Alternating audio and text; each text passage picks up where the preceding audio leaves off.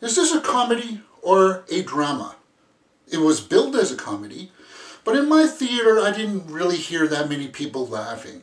That being said, it's time for another micro review of The Secret Life of Walter Mitty.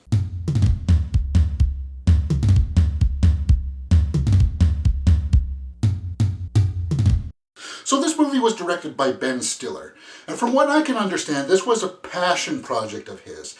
He's been wanting to make this movie for years now.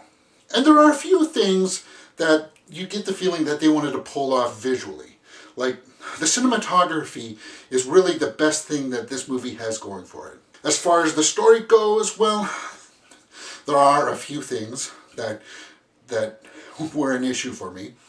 We understand that he's playing this character that has these little fantasies that he goes off and his mind wanders. And we follow him. The problem I had with it was that once he starts going on his adventures, like real adventures, it's hard to determine when it was real and when it was fake, because he still fantasized while he was on these trips, and you were like waiting for him to wake up at certain points. But you realize, okay, this part is real, despite the fact of how fantastical it was. It didn't seem genuine. Here's this guy, through his entire life, has been afraid to take control of things. And then all of a sudden he's doing all these fantastical things. It's just, I don't know, maybe I just didn't buy it. Perhaps it was the way that he was acting while it was happening. The bulk of the story is about him.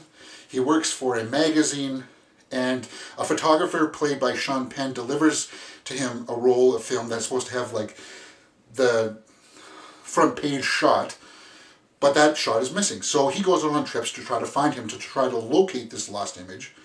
And all that stuff worked for me. I enjoyed that part of the film. As I said, some of the scenery was breathtaking. What didn't work for me was the interactions with the family and that little tacked on romance.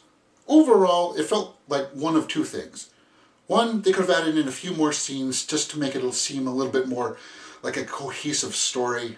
And secondly, they probably could have lost some stuff too. Like the stuff with the transition manager played by Adam Scott. All of that stuff just felt really forced and unbelievable. He was not very good in this movie. Alright, that is my micro review for The Secret Life of Walter Mitty. If you've liked what you've seen, please hit that thumbs up button. And subscribe!